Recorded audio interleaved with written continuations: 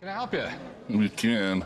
Got a pistol in this 16mm movie that was shot in a pretty notorious speakeasy back in the 20s and 30s. The Capone mob hung out there, and in that movie here may be Babyface Nelson and Al Capone's girlfriend. That's really, really cool. My great-aunt's basement was a speakeasy, and the video is of a party. The gun was found behind a booth. I would like to get around 3,000 based on that. The Capone mob frequented the establishment. So where was the speakeasy at? It was in Chicago. All right. The federal government actually thought about taking over Chicago because basically the entire city was ran by the mob. And the speakeasies immediately happened after Prohibition. Why do they call them speakeasies? Because basically, when you spoke to someone else about it, you spoke softly or spoke easy because it was illegal, you know? They always had code words that would let you in the front of the place. A lot of these places had gambling, ladies of the evening. Sounds like a fun place, huh? Let's go. When Prohibition started in 1920, alcohol was being sold all over Chicago by different organized crime gangs. This could be a really cool look into Prohibition-era Chicago. So what's on the VHS? The VHS is actually just a copy of this 16mm movie. Okay. I'm really intrigued to see what's on this tape. You're gonna need a VHS player, Rick. This is a pawn shop. I think we have one in the back. I'll be right back. I'll be here. I've been telling Rick to get rid of that old TV VHS for years now. But I guess you never know what's gonna come in handy at the pawn shop. Look at that. Still works. Here we go. AGFA 1938. And obviously it's silent. Do you know where Babyface Nelson or any of those faces are on this tape? I have no idea what frame they would be in, what part of the movie. And I don't know what these people look like. Rick, be kind, rewind. It's been a long time since I heard that. All right, first off, the gun. Well, you have an Otis Smith revolver. They stopped making guns right around 1880, I think-ish. There is a pistol that he makes that is worth a lot of money, but that's basically just a curiosity because it was all brass. This is not that one, and it's in really bad shape. The other problem with your film, Babyface Nelson is not on it. Babyface died in 1934, and right at the beginning of the film, It says 1938.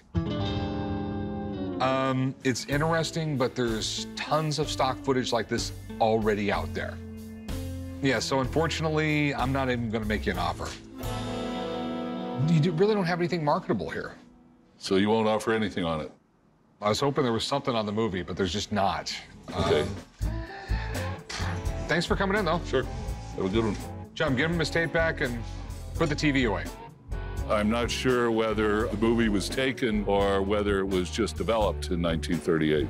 Since we weren't able to make a deal, I'll return it to my safe and give it to my son when the time comes.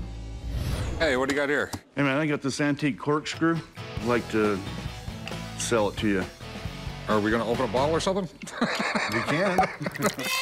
I think this corkscrew is so unique just because of the name and the date on it, and everything still works. I'd like to sell the corkscrew because I'd like to get my wife a really nice anniversary present. Pretty cool. So this right here basically clamps onto the bar, like that. Squeeze down on the bottle, and okay. Full handle. Where did you get this? My great-grandpa used to have a bar, and I think after Prohibition, all of the stuff he had in his bar got tossed up in the attic, and it came from a hotel in San Francisco. It's got the nameplate and everything on it. Okay, that is definitely cool. Does it say the city it was made in? I haven't cleaned it enough to read it, but it has the date 1896. Can't get the city out of it. Okay. I don't want to clean it, and I don't want to change the value, you know? Okay. Well, this is something you would have fixed up and cleaned. It's not like an old gun or a coin or something like that, because people want to put this on their bar. Right. Can I open a bottle of wine with it? Yeah, you got one? No. I'll be right back. Hey, come back here. Ornate bar tools have been around since bars existed. The nicer the bar, the nicer the tools. Now, stuff like this is really hot with collectors. But you need to make sure it works. So you can operate this thing? Yes, sir. Here. You hold the bottle. It's a two-handed job.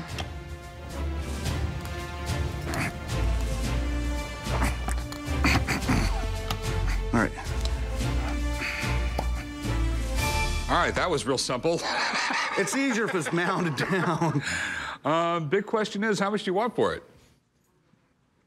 10 grand.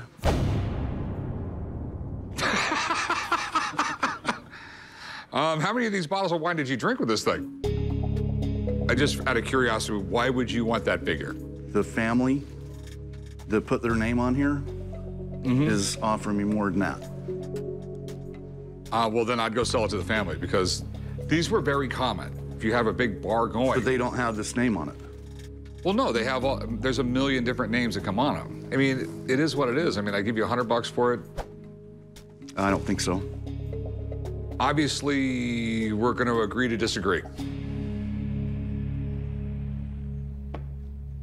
Make it 500. We got a deal. There is no way on the planet. I'd give you $100 for it. That's only because it's got the San Francisco plaque on it. No, man, I can't take 100. Okay, well, thanks for bringing it in. I All right. appreciate it. Thank you.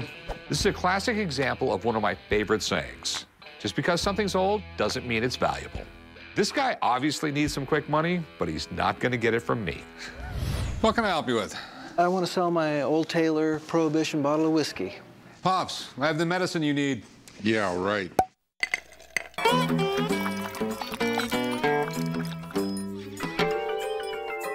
I'm coming into the pawn shop to try to sell my Old Taylor whiskey bottle from the Prohibition era.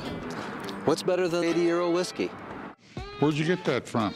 Well, it was about 30 years ago. A guy owed me some money, and evidently he had 2 of them, and he found them in his grandmother's attic.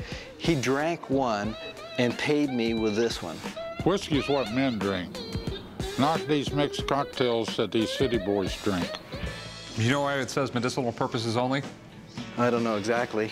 The Prohibition Act outlawed alcohol, except for when you needed it for medicinal purposes or religious purposes. If you wanted whiskey, you either bought bootleg whiskey or you got your doctor to write your prescription for it. A fixed RX label through opening. So I guess this is where the prescription label would go. What would happen is you would go to the doctor, there would be some ailment you had, there would be a wink and a nod, and he would prescribe you alcohol, whiskey. And then, you go to the pharmacy, you fill your prescription, go home, and you get drunk. Do you know when the mixed drink became popular? No. It was during Prohibition, because the whiskey was just rock gut, the gin was bathtub gin. It just tasted so bad. They had to mix it with something fruity just to get it down. This was bottled whiskey out of Prohibition. That was the most rot gut stuff you ever seen in your life. And it did cause people to go blind. I mean, the box is in pretty good shape for being 85 years old. It's like half the age of him. Yeah. Rick, I'm fixing to kick you, damn it. I've read about medicinal whiskey. I've never actually seen a bottle. I really want it, and I have no idea what it's worth. So what do you want to do with this? You want to sell it, pawn it? I thought I would just go ahead and sell it.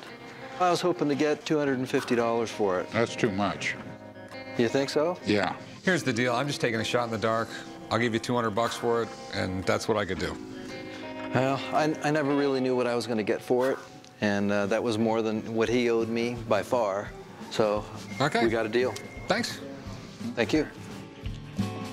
Now you can't drink it, Rick. I don't want to drink it. I'm not afraid to take a risk for $200 because it's going to look great in my shop. Can I help you? Yes, I have a very rare piece of Americana. Looks like a book to me. The Bartender's Guide. This is pretty cool. They have for juleps right here. What do you think, Pinky? Do we do fruit juleps? We don't do fruit juleps. I'm coming in to sell my Bartender's Guide, the first book on bartending written in this country. It was written in 1862. I do not pay much for books. I got it at a yard sale in an auction lot. I'm looking to get $25,000 for this book. What's your favorite cocktail? I was asking him. I don't drink. Me neither. This is really neat. This is basically the book that started it all. This more or less standardized drinks all the way across the country. Your average person in the United States when this book came out did not drink mixed drinks. It really wasn't until Prohibition that mixed drinks really became popular due to the fact that everyone was drinking bathtub gin and really, really bad moonshine. It was just practically undrinkable, so they had to start mixing it with something. Price $150. This is definitely the first edition. It sold so well that on the second printing of the first edition, they raised the price. All the other states will say price $250 on the front of it. How much do you want for it? $25,000. It's got a little wear and tear to it, huh? It's got a lot more than wear and tear to it. This is mold inside the book. And mold, when it gets inside a book, will eventually eat holes in it. I'll give you $4,000 for the buck. That's what I can do. I was thinking at least $7,000. It's just not there. I'm not going to make any money off it. I'll lose money if I pay that. Tell you what, I'll go 48. I can't go no more than that. Okay. All right, we got a deal. I'm sure you didn't pay over $1 for it. Oh, I'm sure I didn't pay that much for it. All right, let's go write it up. You know what? I should write a book on making cocktails. The Rick Julep. What can I help you with, sir? I have here a 1921 bottle of Dom Perignon, unopened. Oh, yeah, time to party like it's your birthday. Popping bottles in the pawn shop. No, we're not popping that bottle.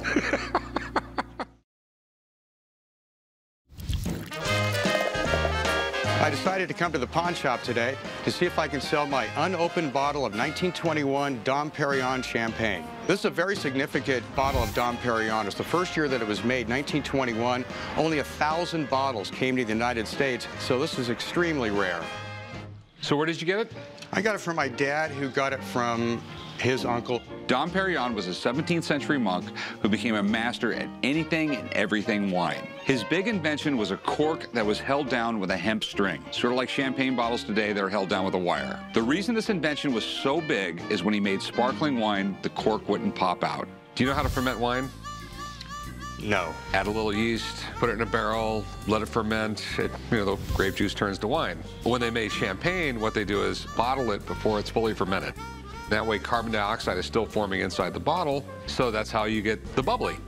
It was a really neat, weird process because when they first started making champagne, the bottles weren't really strong enough to hold all the pressure from the champagne. So the bottle makers had to guarantee to buy back any bottles that broke. That's why wine's been around for thousands and thousands of years, and champagne has only been around since the 1700s. 1921 was like one of the best vintages, too. This was supposedly the best vintage of this champagne. So how have you been storing this? It's just been in my great uncle's liquor cabinet, and then when he gave it to my dad, it stayed in there.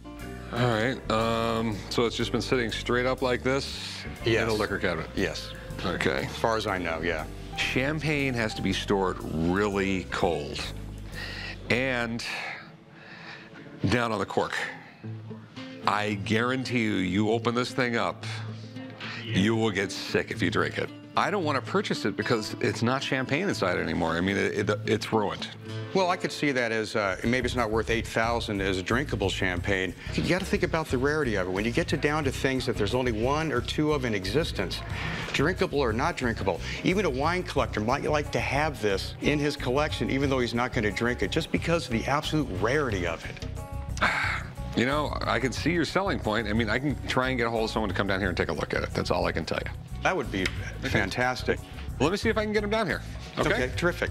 If this guy's right, and a 1921 bottle is very rare, it's worth getting someone down here to check this thing out. We'll see if this thing's got any value or if someone should have popped this thing open a long time ago. I'm the proprietor of Marché Bacchus, a fine wine store in Las Vegas, Nevada. I've been a fine wine collector for about 15, 20 years. Dom Perignon, the most recognizable champagne in the world. 1921, the first Dom Perignon ever produced. Released in 1936, actually, on New Year's Eve, so the wine is such a collector's item. Well, being a wine lover myself, seeing a bottle of first introduction Dom Perignon is extremely rare. There's only been 35 vintages of Dom Perignon produced since 1921, and 21 is considered to be an excellent vintage and an excellent wine. So, Rick, what's your concerns? Is it any good anymore? Well, the condition of the bottle, you've got some nicks here on the wax capsules. That's called the Eulage level. It's actually fairly low, so you lost some champagne during the process. Typically happens to evaporation. And when the cork dries, it actually contracts in size and allows some of the wine to actually go out of the sides and between the cork and the neck of the bottle. And you can see that there's quite a bit of sediment in this bottle too. So chances are the wine's probably pretty dead. So I guess the question is, how was it stored during this period? Apparently not the correct way. I was afraid of that. The way you should have stored it was in 50 to 55 degree temperatures with 75% relative humidity. That would keep the cork moist so that it doesn't shrink and you don't lose some of the wine. What's it worth? You got a bottle of 21. This stuff is unavailable anywhere. It's a really cool bottle. And in pristine condition, $8,200, $10,000. In this condition, if you put it on the shelf, maybe some guy comes by who wants it just for the value of the label, probably $1,000 maybe. Someone might pay you as much as that for it. Basically, the wine's worthless, a little bit for the bottle. Yeah, exactly. Thanks a lot, though. Hey, you're welcome, man. All right, well, that was some bad news. Well, if you look at it that way. I don't see me being able to sell it. See, I think of it as a bottle collector's type of thing. Anyone who wants this is going to want a bottle with good champagne in it. And we have a bottle with turpentine in it. I can use it. I just don't see it. I'm sorry. That's okay. Thank you very much. I disagree with the Pond dudes. I think this bottle's very, very valuable, and I think they missed a great opportunity to make some good money. 1,000 might be right on the very best of days, but a serious collector is not going to touch this bottle. So to spend the time tracking someone down who just wants a display piece sounds more like a hassle than a profit. Hi, how are you? Pretty good. How you doing? Good, good. I have Bridgewater's Corkscrew, produced in 1932. It comes in a coffin. This is more or less the king daddy of all corkscrews and bottle openers.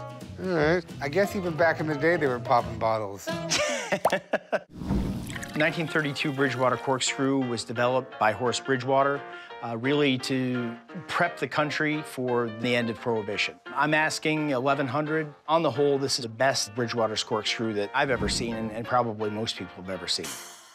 This is pretty cool, man. In the 1920s, Prohibition wasn't really thought of as Prohibition. It was the Volstead Act. Right. They were trying to get it passed, and no one really thought it was ever going to get passed. And then the bill passes, and now alcohol is illegal in America. Right. It basically created crime in every aspect, because now you got people smuggling alcohol, you got people making alcohol, you got people selling alcohol. And Volstead was the man, the face that everyone could put this bill to. And this is supposed to be Volstead. This guy was hated by everybody. Yes. He was hated by people who drank alcohol because he made it illegal. Exactly. He was hated by the people who didn't drink because now there's so much crime going on.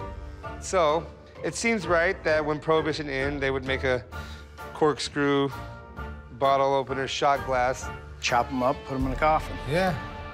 So what do you want to do with it? I'd like to sell it. And how much would you like to get for it? I'd like $1,100. Whew. 1,100, huh?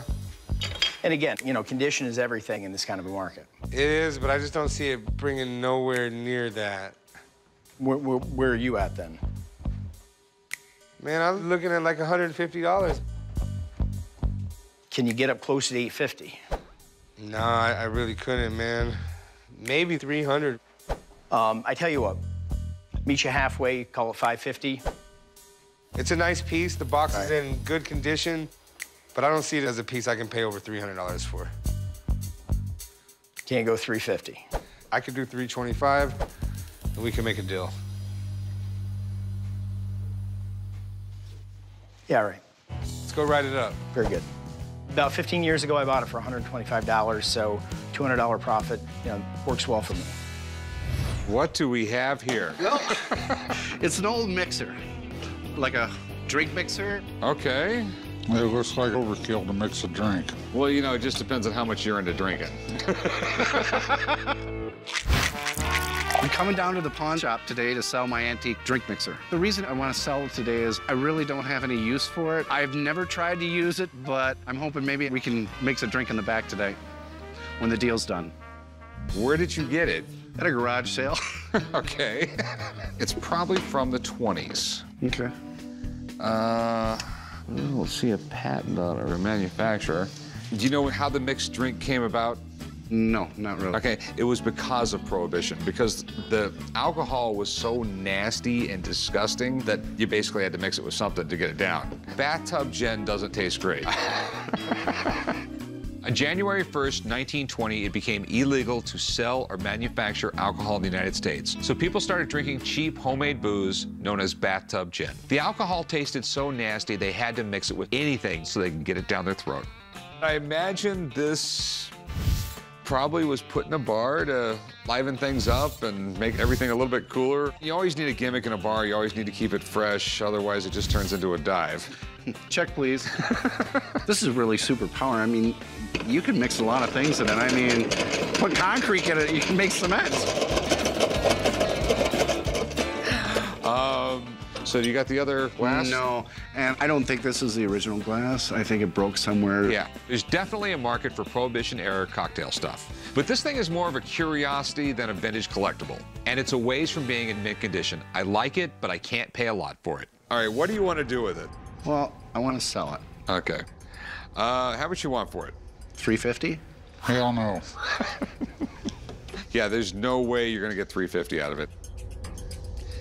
I mean, I might consider it if the thing looked semi-new, but it looks terrible. You know, it's 90 years old. It really works well. You know, things like this have a tendency to sit. It's going to be a tough sell. I mean, who exactly buys one of these things? You know, I'll give you $100 for the thing. 125? 75. He's just mean and grumpy.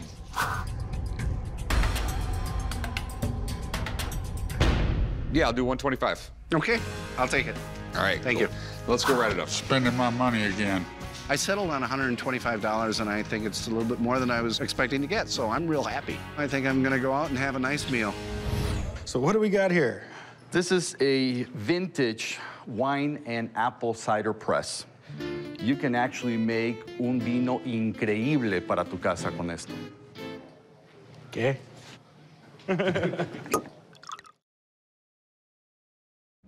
I purchased the vintage wine press at an estate sale.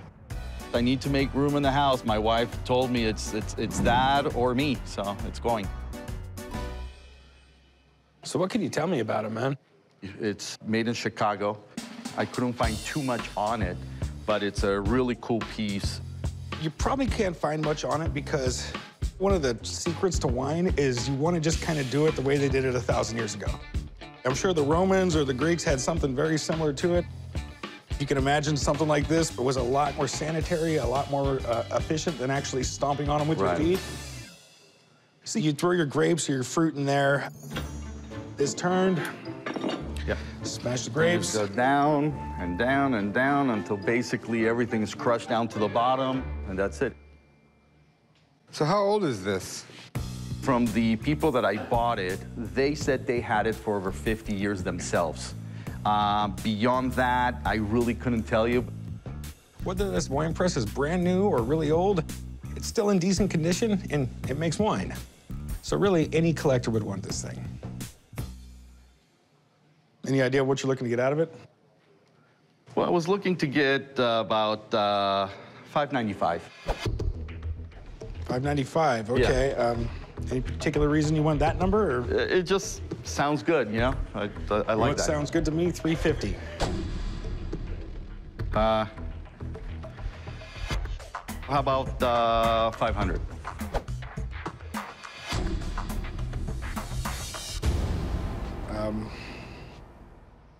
All right, man, you got a deal, Okay, 500. thank you. Chum will write you. All right, let's go down here. You sure you don't want $495? Not quite, no. The $500, I thought it was fair. I'm happy, and he has his wine press, and I have $500.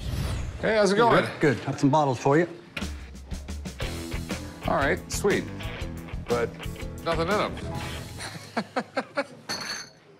I came to see if I could sell my antique bottles. One's a Cobalt Blue whiskey bottle, and the other is a decanter bottle. I was hoping to get at least 1,000. I hope he's ready to negotiate, because I love my bottles, and I don't want to give them up for nothing. Oh, we have Casper's Whiskey, made by honest North Carolina people. It's definitely cool, man. I mean, they came out right after the Civil War. I'm pretty sure they're around for like 20, 30 years. I don't know exactly how long, but I know they're around for a while. And the thing is with Casper's Whiskey, they did all mail order. They're literally like the Sears of whiskey. Okay. And usually they didn't sell it in bottles. Usually it was like in their 2.5 gallon or 5 gallon big, you know, ceramic jugs. So rarely do you ever see the blue bottles. It's usually the big jugs. As far as bottle collectors, this is a big deal right here. Okay, so this is well over 100 years old. It's hand blown. Now, did you know that the purple glass, why it turns purple? Why is that? Because magnesium was taken out of it in the 1900s. and they put sulfur in it. After that, they don't turn purple no more. Sun's what turns that purple. It's interesting, it's cute. I mean, yeah. This is not the top, okay? I mean, completely different style. Everything about it's different. So this one I don't want, it's just too tough to sell. How much you want for this one? I'd like to get 5. 500? Yeah. I know what I got into it 10 years ago. I'd like to give you more like 250. Perfect, not a blemish in the whole thing. This right here is definitely a chip. That was only because of the mold, and I know it is considered like a chip. That's not part of the mold. Okay. 350? I don't even notice the chip myself half the time. If it didn't have that chip, I'd pay you $500 in a second for it. 275. Split the difference at 325. All right, so 300 bucks. Okay. All right, 300 bucks. Deal. All right, thanks, man. I got my money out of it. $300, I'm gonna go buy me some more bottles.